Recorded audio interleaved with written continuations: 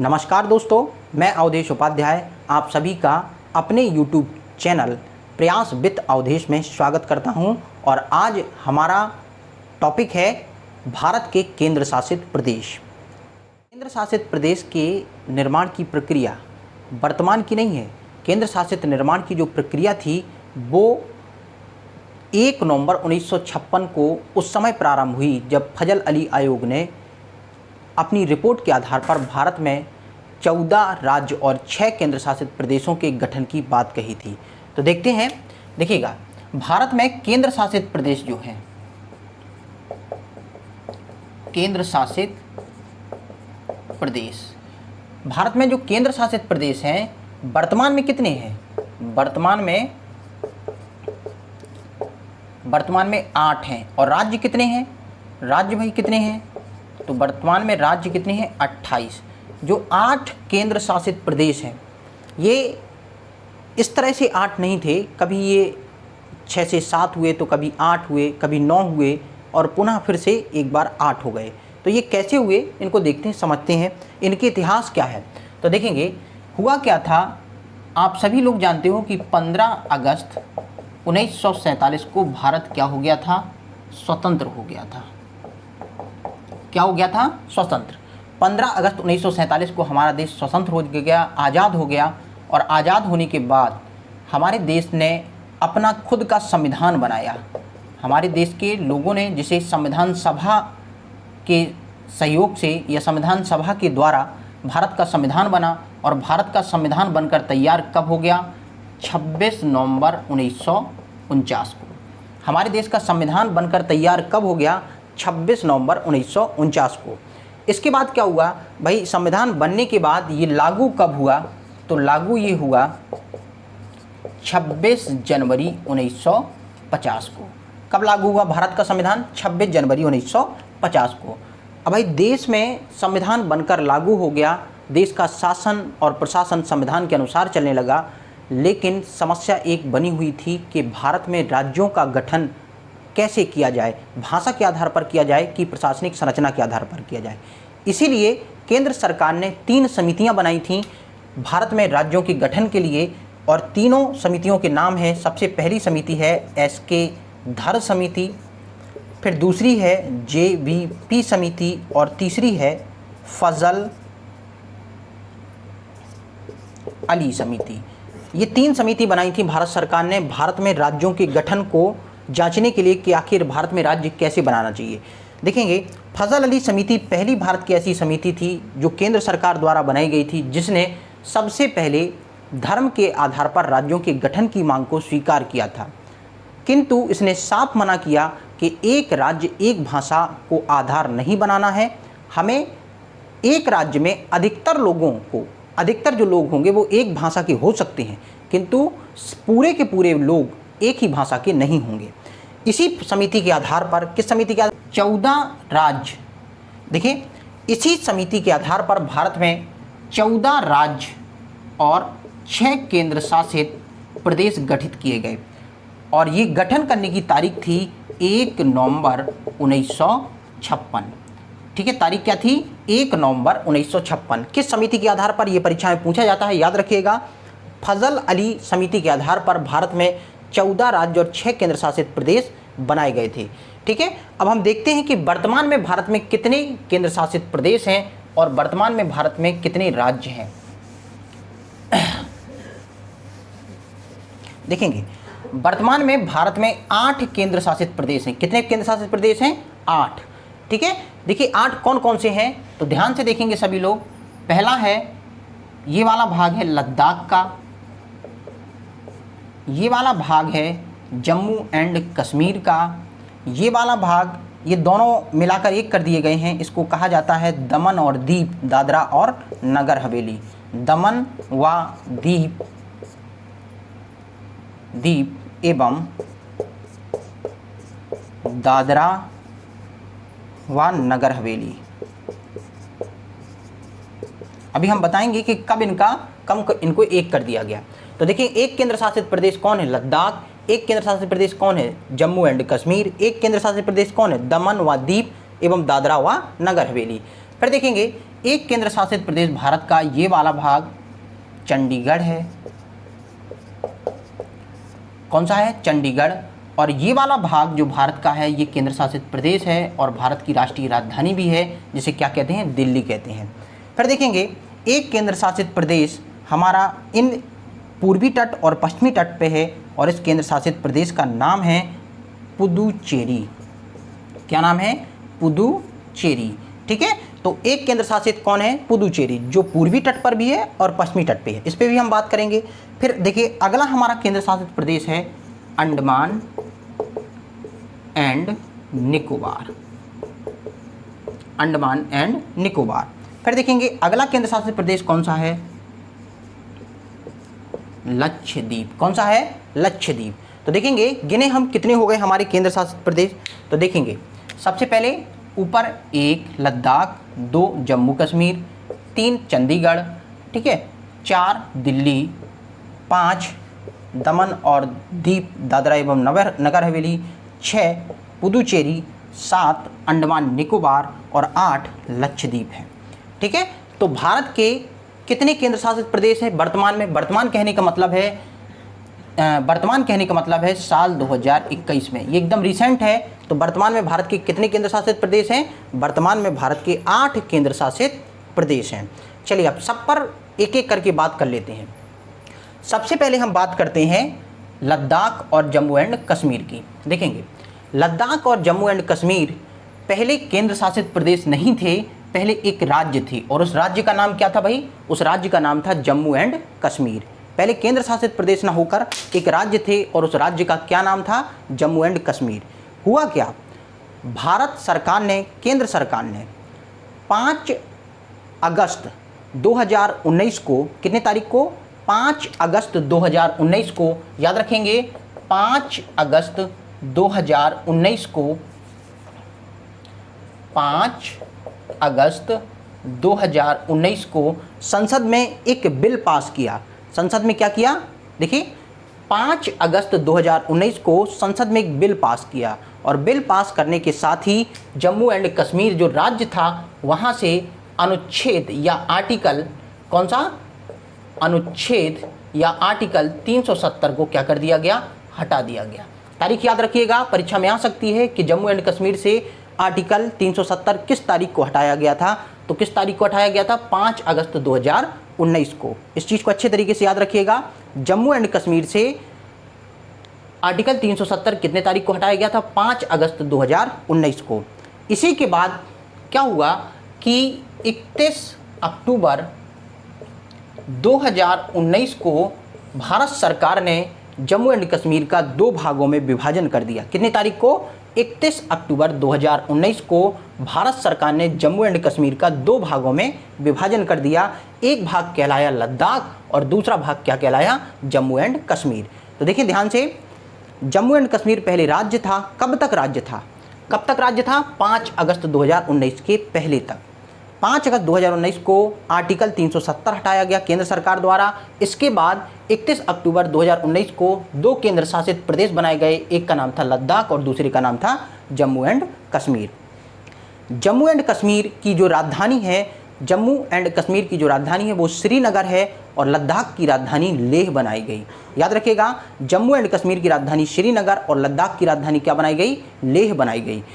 ठीक है, जम्मू एंड कश्मीर ऐसा केंद्र शासित प्रदेश है जिसमें विधानसभा होगी। क्या होगी? विधानसभा होगी, जबकि लद्दाख में विधानसभा नहीं होगी। अब देखिए, भारत का सबसे बड़ा केंद्र शासित प्रदेश क्षेत्रफल में, याद रखिएगा क्षेत्रफल में, भारत का सबसे बड़ा केंद्र शासित प्रदेश क्षेत्रफल में कौन है? लद्दाख है। ठीक है, याद रखिएगा, भारत का सबसे बड़ा क्षेत्रफल में केंद्र शासित प्रदेश कौन सा है? लद्दाख है। यहाँ पर जनसंख्या का जमाव कम है, बहुत दूर दूर जनसंख्या रहती है। यहाँ पर परिस्थितियाँ जो हैं, प्राकृतिक परिस्थितियाँ, वो मानव के अनुकूल नहीं है। ठीक है, तो यहाँ पर जनसंख्या का प्रभाव कम है, लेकिन भारत का सबसे बड़ा केंद्र शासित प्रदेश कौन सा है क्षेत्रफल में? लद्दाख है।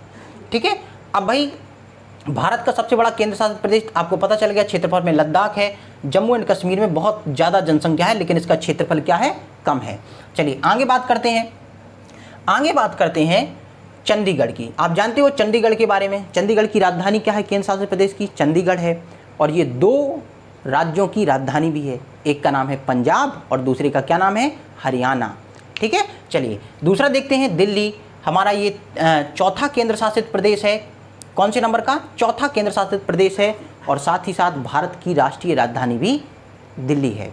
चलिए फिर देखते हैं अगला, यहाँ पर आते हैं। यहाँ पर आपको कुछ चीज़ें याद रखनी है दमन और दीप, दादरा और नगर हवेली में। देखेंगे दमन और दीप, दादरा एवं नगर हवेली को याद रखिएगा, इन दोनों को। ये 2 केंद्र शासित प्रदेश थे पहले, लेकिन 26 जनवरी, तारीख लिख लो आप, 2020, इसको अच्छे तरीके से याद रखिएगा। 26 जनवरी 2020 को इन दोनों केंद्र शासित प्रदेशों को मिलाकर एक कर दिया गया है। वर्तमान में दमन और दीप, दादरा एवं नगर हवेली दोनों मिलकर एक केंद्र शासित प्रदेश हैं। और कितनी तारीख को किए गए हैं? 26 जनवरी 2020 को।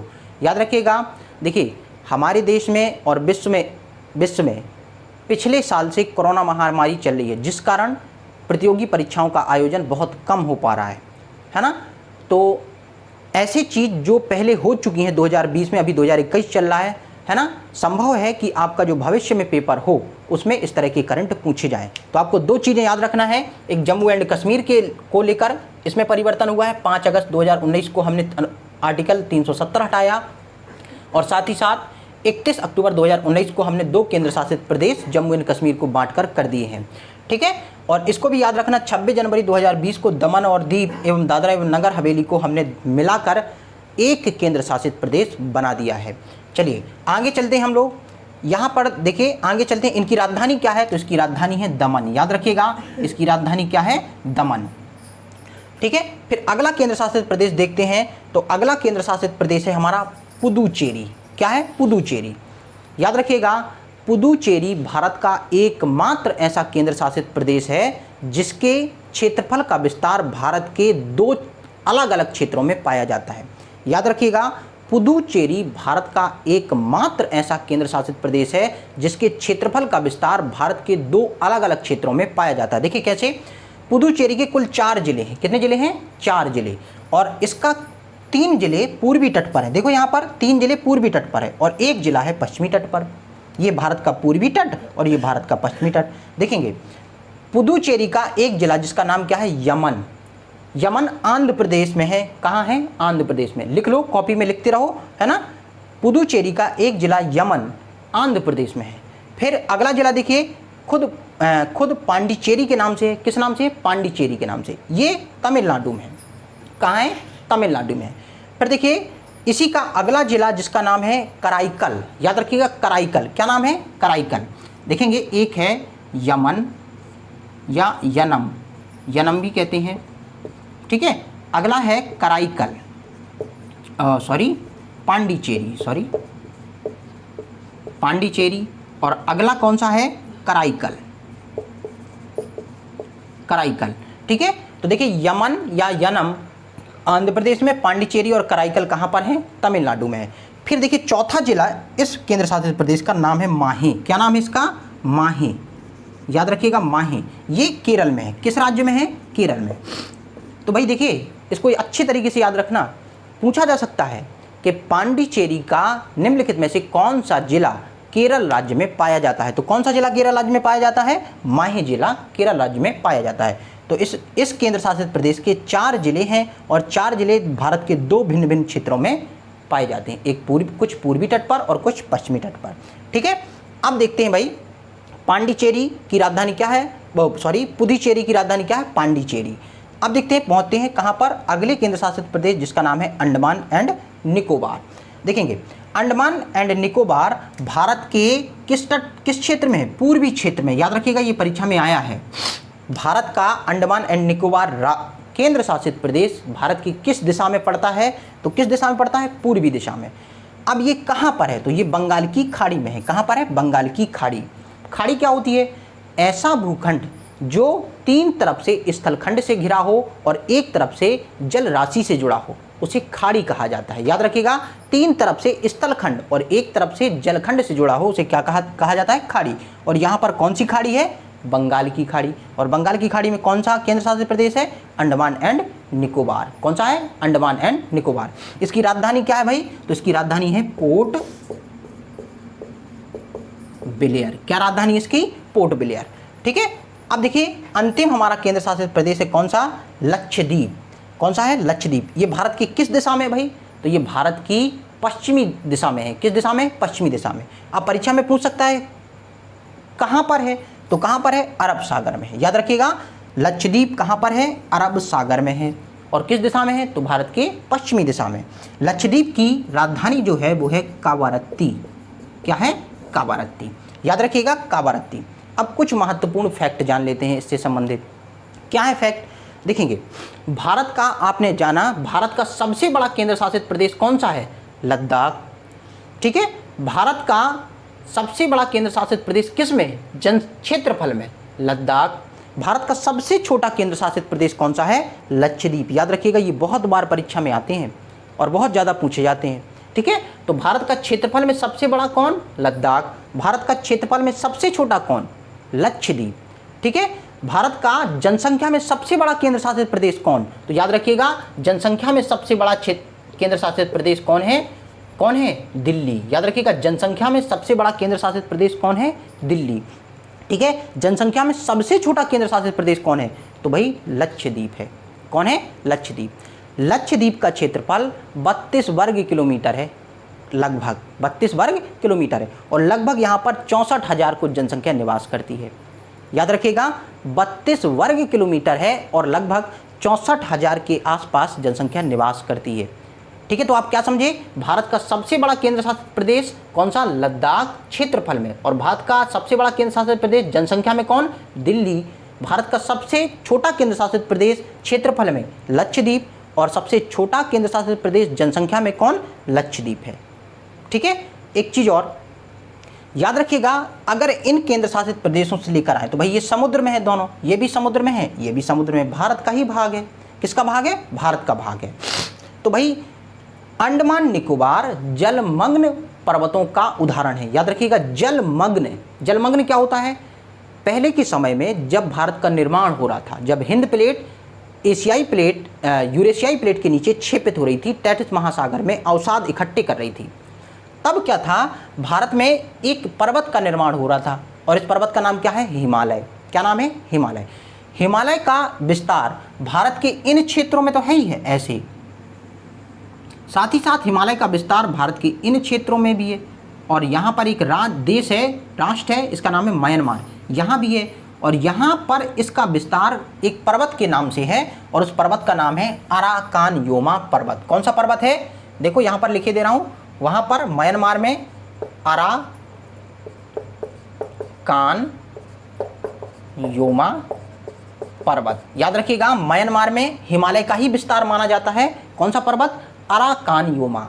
याद रखिएगा म्यांमार में हिमालय पर्वत का ही विस्तार माना जाता है। कौन? Arakan Yoma. ठीक है। यही अराकान योमा भारत के इस वाले भाग में, कौन से भाग में? भारत के इस वाले भाग में भी पाया जाता है। और भाई नीचे था इसका जो इसका ऊंचाई है वो नीचे थी, और नीचे थी तो समुद्री पानी में ये काफ़ी भाग डूब गए हैं। और जब डूब गए हैं तो कैसा पर्वत होगा? जलमग्न पर्वत का उदाहरण है। ये परीक्षा में आया है इसीलिए बता रहा हूँ। तो भारत का ऐसा कौन सा केंद्र शासित प्रदेश है जो जलमग्न पर्वतों के उदाहरण कहलाते हैं? तो कौन सा कहलाएगा भाई? अंडमान निकोबार। याद रखिएगा जलमग्न पर्वत के उदाहरण कौन सा पर्वत कहलाता है? अंडमान निकोबार। फिर देखेंगे इसके बारे में भी सुन लो। लक्षद्वीप जो है वो मूंगे की चट्टानों पर बना हुआ द्वीप समूह है। मूंगे की चट्टान। ठीक है। मूंगे की चट्टान क्या होती है? देखें, मूंगे की चट्टान ऐसी चट्टानें होती हैं जो समुद्र के पानी में विकसित होती हैं। मूंगे की चट्टानें, आपने इनको और भी कई नामों से सुना होगा, जैसे प्रवाल। इंग्लिश में इसको क्या कहते हैं? कोरल। क्या कहते हैं? कोरल। याद रखिएगा मूंगे की चट्टानें प्रवाल भी कहलाती हैं, कोरल भी कहलाती हैं। तो इन्हीं प्रवालों के द्वारा लक्षद्वीप द्वीप समूह का विकास किया गया है। कभी हम लोग बताएंगे, कभी हम आपको बताएंगे कि प्रवाल क्या होता है, बहुत अच्छे तरीके से समझाएंगे। ठीक है, कि प्रवाल कैसे समुद्र में बनते हैं। इसके अलावा केवल इतना जानो, दुनिया का सबसे बड़ा प्रवाल द्वीप समूह या प्रवालों का पर्वत, प्रवाल द्वीप समूह या प्रवालों का पर्वत ऑस्ट्रेलिया के उत्तर पूर्वी क्षेत्रों में है, ऑस्ट्रेलिया के उत्तर पूर्वी क्षेत्रों में है, जिसे आप लोग ग्रेट बियर रीफ के नाम से जानते हैं। किस नाम से जानते हैं? ग्रेट बियर रीफ के नाम से जानते हैं। ठीक है, याद रखिएगा, भारत में लक्षद्वीप भी इन्हीं प्रवालों के द्वारा बनने वाला एक द्वीप समूह है। ओके, तो भारत में कुल कितने केंद्र शासित प्रदेश हैं? 2021 में 8 केंद्र शासित प्रदेश हैं। उनकी क्या लोकेशन है मैंने आपको बताई है। सबसे ऊपर लद्दाख है, क्षेत्रफल में सबसे बड़ा, फिर जम्मू एंड कश्मीर है, फिर चंडीगढ़ है, फिर दिल्ली है। दिल्ली के बाद देखिए दमन और दीव दादरा नगर हवेली को 26 जनवरी 2020 को मिला दिया गया है, एक कर दिया गया है। फिर देखेंगे पांडिचेरी, पांडिचेरी के 4 जिले हैं, मैंने आपको बताए हैं कहाँ पर हैं। ठीक है, इसके अलावा अंडमान निकोबार है। कौन है? अंडमान निकोबार। अंडमान निकोबार कहाँ पर है? बंगाल की खाड़ी में, भारत के पूरब में है। फिर लक्षद्वीप है, लक्षद्वीप कहाँ है? भारत के पश्चिम में है और अरब सागर में है। ठीक है, याद रखिए, देखिए यहाँ पर ये श्रीलंका है, ये तमिलनाडु का क्षेत्र जो दिख रहा ना, ये वाला भाग, ये श्रीलंका है। ठीक है, ये श्रीलंका है, ये भारत है, और भारत का कौन सा राज्य? तमिलनाडु। ठीक है, यहाँ पर देखो मन्नार की खाड़ी है, एक खाड़ी पाई जाती है यहाँ पर। कौन सी? मन्नार की खाड़ी। ठीक है, आप लिख सकते हो, अपने नोट्स में बना भी सकते हो। यहाँ पर देखिए पाक जल संधि है। कौन सी जल संधि है? पाक जल संधि। परीक्षा में आता है पाक जल संधि निम्नलिखित में से किन 2 देशों के मध्य है?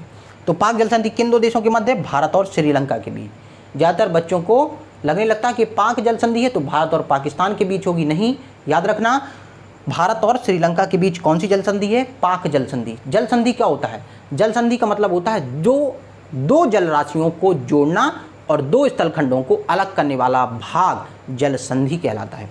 ठीक है, 2 जल राशियों को जोड़ना और 2 स्थलखंडों को अलग करने वाला भाग क्या कहलाता है? जल संधि कहलाता है। और यहाँ पर कौन सी जल संधि है? पाक जल संधि है। ठीक है, यहाँ पर देखिए, आपने सुना होगा भारत और पाकिस्तान के बीच है ना एक बिंदु है जिसका नाम है सर क्रीक, और सर क्रीक को लेकर विवाद है ना। और ये सर क्रीक कहाँ है? तो देखिए यहाँ पर है कच्छ की खाड़ी, इसी क्षेत्र में सर क्रीक पाया जाता है, थोड़ी सा ऊपर। यहाँ पर कौन सी खाड़ी है? कच्छ की खाड़ी। और ये कौन सा राज्य है? ये कौन सा राज्य है? ये गुजरात राज्य है। कौन सा राज्य है? ये गुजरात राज्य है। इसी गुजरात राज्य में की दक्षिणी सीमा में दमनदीप और दादरा नगर हवेली पाए जाते हैं। याद रखिएगा, इसी गुजरात की दक्षिणी सीमा में, गुजरात राज्य की दक्षिणी सीमा में दमनदीप और दादरा एवं नगर हवेली पाए जाते हैं। तो यहाँ पर समुद्र का पानी भरा हुआ है, ये दिख रहा ना मुंह जैसा। तो यहाँ पर क्या भरा है? समुद्र का पानी। और समुद्र का पानी भरा है तो 3 तरफ से स्थलखंड हो, एक तरफ से जल हो, तो खाड़ी कहते हैं उसको। तो देखो 3 तरफ स्थलखंड है कि नहीं है? देखो 1 तरफ, 2 तरफ, 3 तरफ स्थलखंड, और यहाँ जल से जुड़ा है। तो कौन सी खाड़ी? कच्छ की खाड़ी। एक यहाँ पर भी बेटा खाड़ी है, याद रखिएगा, यहाँ पर इस वाले क्षेत्र में, गले में एकदम यहाँ वाला क्षेत्र, इसको कहा जाता है, देखो इस वाली खाड़ी को कहते हैं खंभात की खाड़ी। खंभात।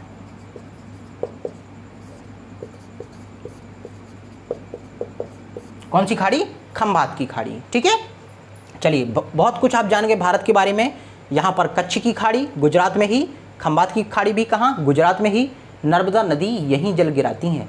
ठीक है, मध्य प्रदेश की प्रसिद्ध नदी नर्मदा अपना जल कहाँ गिराती हैं? इसी खंभात की खाड़ी में गिराती हैं। ठीक है, तो ये खंभात की खाड़ी है, ये कच्छ की खाड़ी है। यहाँ कौन है? मन्नार की खाड़ी, ये बंगाल की खाड़ी। तो भारत के पास कुल कितनी खाड़ियाँ? 4 खाड़ियाँ। बंगाल की खाड़ी, मन्नार की खाड़ी, खंभात की खाड़ी और कच्छ की खाड़ी। ठीक है, और ये सभी भारत के केंद्र शासित। लाइक करिए, शेयर करिए और सब्सक्राइब करिए ताकि मेरे द्वारा बनाई जाने वाली ऐसी ही महत्वपूर्ण जानकारियाँ आप तक पहुँच सकें। धन्यवाद।